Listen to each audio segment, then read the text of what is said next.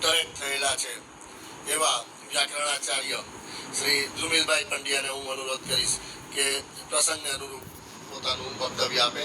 ધ્રુમિલભાઈ પંડ્યા, આપણે સૌ જાણીએ છીએ કે રસાર્ધરાયજી, પ્રેમાર્ધરાયજી અને શ્યામારાજા ત્રણેયને ભણાવવાનું સૌભાગ્ય એમને પ્રાપ્ત થયું છે.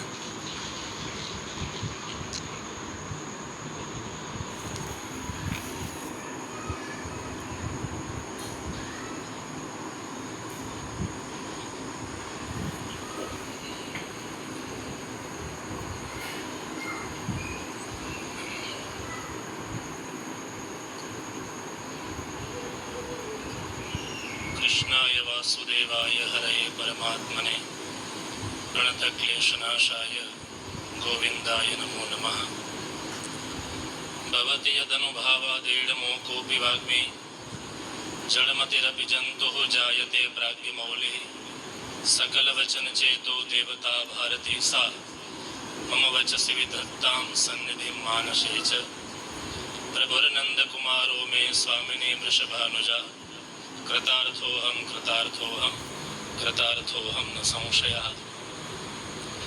સૌપ્રથમ શ્રી મદન મોહન પ્રભુના યુગલ ચરણારવિંદમાં દંડવત પ્રણામ કરી ઉત્સવ નાયક શ્રી મહાપ્રભુજીના યુગલ ચરણારવિંદમાં સદૈન્ય દંડવત પ્રણામ કરી આ દ્વિદિવસીય કાર્યક્રમના સર્વાધ્યક્ષ પૂજ્યપાદ ગોસ્વામી શ્રી હરિરાયજી મહારાજશ્રીના શ્રી ચરણારવિંદમાં દંડવત પ્રણામ કરી આજની આ ધર્મસભાના અધ્યક્ષ પૂજ્યપાદ ગોસ્વામી શ્રી વલ્લભરાયજી મહોદયશ્રીના શ્રી ચરણોમાં દંડવત પ્રણામ કરી પૂજ્ય રસાદર બાબા, પૂજ્ય પ્રેમાદરાયજીના ચરણોમાં દંડવત પ્રણામ કરી અહીં ઉપસ્થિત પૂજ્ય સ્વામીજીના ચરણોમાં પણ પ્રણામ કરી મંચસ્થ સૌ શાસ્ત્રીજીઓને પ્રણામ કરી મંચસ્થ મહાનુભાવ આપ સૌ ભગવદીય વૈષ્ણવો, ઠાકોરજીની કૃપાથી આપણે સૌ આ દિવ્ય દ્વિદિવસીય મહોત્સવનો આનંદ લઈ રહ્યા છીએ. વલ્લભના ગુણાનુવાદની આ ધર્મ સભા રઘુવંશમાં એવું બતાવ્યું કે ક્વસૂર્ય પ્રભવો વંશઃ ક્વચાલ્પ વિષયા મતિ. કવિ કાલિદાસ કહે કે ક્યાં આવો સૂર્ય વંશ ને ક્યાં અલ્પમતી. એમ વલ્લભના ગુણ આપણે તો શું કહી શકીએ, પણ એમને જ કૃપાથી કંઈક વાણી પવિત્ર કરવાનો આવો દિવ્ય અવસર મળતો હોય છે. શ્રી સર્વોત્તમ સ્તોત્રજીમાં બતાવ્યું કલિકાલ તમચ્છન દૃષ્ટિત્વાદ વિદુષામપી સંપ્રત્ય વિષયસ્તસ્ય માહાત્મ્યમ સમબુદ્ભવી. આ કલિકાલના અંધકારમાં એ પૂજ્ય ચરણો છે, આચાર્ય ચરણો છે, એ આપણને પ્રકાશ આપે છે. સર્વોત્તમ સ્તોત્ર માટે થઈને પૂજ્ય આચાર્ય બહુ એનો સુંદર અર્થ કરે. સર્વોત્તમ સ્તોત્ર એટલે શું? તો કે છે સર્વદા જે શ્રેષ્ઠ છે, સર્વત્ર જે શ્રેષ્ઠ છે અને સદા જે શ્રેષ્ઠ છે એવું એ સર્વોત્તમ સ્તોત્ર છે. અને લૌકિક હોય તો એ સર્વદા શ્રેષ્ઠ ન રહી શકે. થોડો સમય હોય ત્યારે એ શ્રેષ્ઠ હોય, પણ સર્વદા માટે નહીં. કોઈ નાની ઉંમરના હોય એ શ્રેષ્ઠ હોય ના જીવનમાં, પણ એનો સમય પૂર્ણ થાય એટલે શ્રેષ્ઠતા જતી રહે. સર્વત્ર શ્રેષ્ઠ નહીં. કોઈ એન્જિનિયર કક્ષાનો વ્યક્તિ હોય તો એને મેડિકલનું કાંઈ પૂછો તો એમ કે આ મારો વિષય નહીં. એ સર્વત્ર શ્રેષ્ઠ નથી. અને સર્વદા, સર્વત્ર અને સદા જે શ્રેષ્ઠ છે, જેના જેવું કાંઈ નથી, એવું સર્વોત્તમ સ્તોત્રમાં બતાવ્યું કે કલિકાલના અંધકારમાં એ પ્રકાશ આપવા માટેનું કાર્ય છે એ પૂજ્ય આચાર્ય ચરણે કરતા હોય છે. બતાવ્યું છે કે દ્રષ્ટિ તો બધે પાસે છે, નેત્ર છે બધે પાસે, આંખ તો છે, પણ એ પ્રકાશ છે એ આપે ત્યારે આપણે આંખ ખોલી હોય પણ અહીંયા લાઈટ બંધ હોય તો આપણે કે લાઈટ ચાલુ કરો. આંખ તો છે જ એમને એમ છે, પૂર્વવત છે, પણ એ પ્રકાશ આપવાનું કાર્ય છે એ પૂજ્ય આચાર્ય ચરણ છે આપણા જીવનમાં કરતા હોય છે. તો એને ગુણાનુવાદની આ સભા. તો અહીં જામનગરની ભૂમિ પણ બહુ સૌભાગ્યશાળી છે કે આવા પૂજ્ય આચાર્ય ચરણો, સમર્થ આચાર્યો છે જામનગરમાં બિરાજે છે અને આપણા સૌના જીવનમાં એ પ્રકાશ પાથરી રહ્યા છે. શ્રી મહાપ્રભુજીનું સ્વરૂપ છે એ પુષ્ટિ માર્ગમાં બતાવ્યું કે 4 સ્વરૂપે આજે પણ બિરાજમાન છે. એ આદિ ભૌતિક સ્વરૂપ, આધ્યાત્મિક સ્વરૂપ, આદિ દૈવિક સ્વરૂપ અને નિર્ગુણ સ્વરૂપ. એ આદિ ભૌતિક સ્વરૂપે જોઈએ તો પૂજ્ય આચાર્ય ચરણો બિરાજે, વલ્લભ કુલ વંશજો બિરાજે. એ આદિ ભૌતિક સ્વરૂપ છે. સ્વવંશે સ્થાપિતા શેષ સ્વમાહાત્મ્ય સ્મયાપહ. એ જ મહાત્મ્ય છે, અશેષ મહાત્મ્ય છે. એ આપશીમાં બિરાજે ને એનું આપણે સૌ અનુભવ કરી રહ્યા છીએ. એ આદિ ભૌતિક સ્વરૂપ છે. તત્વાર્થ નિબંધમાં જે સ્વરૂપ બતાવ્યું આદિ દૈવિક છે.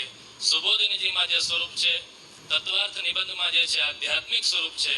સુબોધિનીજીમાં જે છે આદિ દૈવિક સ્વરૂપ અને નિર્ગુણ સ્વરૂપ છે એ 16 ગ્રંથ આદિમાં બતાવ્યું છે. તો આ સ્વરૂપે આજે પણ મહાપ્રભુજી છે એના સ્વરૂપો બિરાજે છે. વૈષ્ણવોનો પરમ ધર્મ શું છે પ્રિયજનો? શ્રીમદ ભાગવતમાં તો પરમ ધર્મના ખૂબ વર્ણન કરવામાં આવ્યું છે. આમ તો વિશેષ બહુ સમય પણ નથી અને પૂજ્ય આચાર્ય ચરણોના વચનામૃતનો લાભ પણ લેવાનો છે. એટલે અત્યારે T20 નો જમાનો છે. IPL ચાલુ થઈ ગયો છે એટલે 2020 કરવું જોઈએ. 7 દિવસનો ઠાકોરજીની કૃપાથી ગુરુદેવના આશીર્વાદથી લાભ મળે ત્યાં ટેસ્ટ મેચ રમાય. પણ આજે તો 2020 એટલે બહુ વિશેષ સમય નહીં. પણ પરમ ધર્મ શું છે શ્રીમદ ભાગવત? કારણ કે અમને પણ આપશ્રીની સન્મુખ પૂજ્ય સંતોની સન્મુખ વાણી પવિત્ર કરવાનો અવસર મળે તો શ્રીમદ ભાગવત કહે છે સવે પુંસામ પરો ધર્મઃ યતો ભક્તિ અધોક્ષજે અહૈતુક્ય પ્રતિહતા યયાત્મા સંપ્રસિદ્ધતિ. મનુષ્યનો પરમ ધર્મ એ છે કે એને ભગવાનની ભક્તિ પ્રાપ્ત થાય. એ ભક્તિ પણ કેવી? અહૈતુક્ય પ્રતિહતા, નિષ્કામ ભાવની ભક્તિ અને અખંડિત ભક્તિ. અખંડિત કેવી? તો મહાપુરુષો સમજાવે તેલ ધારાવત, જલધારા નહીં, એમાં વચ્ચે વચ્ચે તૂટક થાય. પણ જેમ તેલની ધારા છે એવી અખંડિત ભક્તિ. પરમ ધર્મ શું છે? તો 16 ગ્રંથમાં મહાપ્રભુજી આપણને ચતુશ્લોકીમાં બતાવે. સર્વદા સર્વભાવેન ભજનીય વ્રજાધિપઃ સ્વસ્યાયમેવ ધર્મો હિ નાન્યઃ ક્વાપી કદાચન. તો એક બતાવ્યું સર્વદા, બીજું બતાવ્યું સર્વભાવેન. સર્વદા એટલે કે નિત્ય, વ્યાવૃત્તિમાં કે અવ્યાવૃત્તિમાં.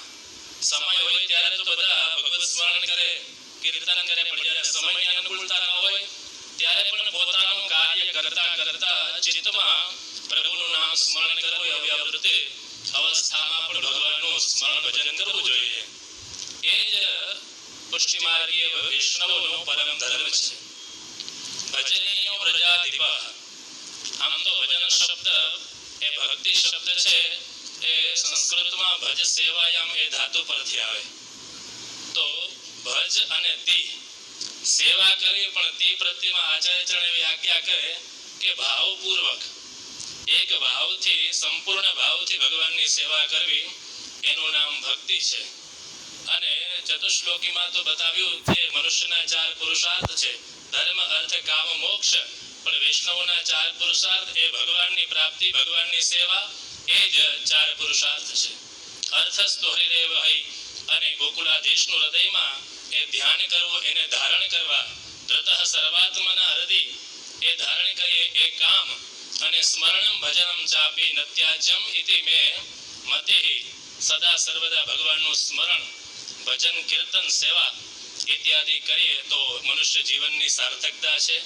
અને વિશેષ કાંઈ ન કહેતા પૂજ્ય ચરણોના પણ વચનામૃત, દિવ્ય વચનામૃતનો આપણે સૌએ લાભ લેવાનો છે. આવા સમર્થ આચાર્યો બિરાજે એનું પણ આપણને સૌને ગૌરવ છે. પુનશ્ચ આપશ્રીના ચરણોમાં દંડવત પ્રણામ કરી, પૂજ્ય સંતોને પ્રણામ કરી મારી વાણીને વિરામ આપું છું. ધન્યવાદ. ખૂબ ખૂબ આભાર ધ્રુમિલભાઈ.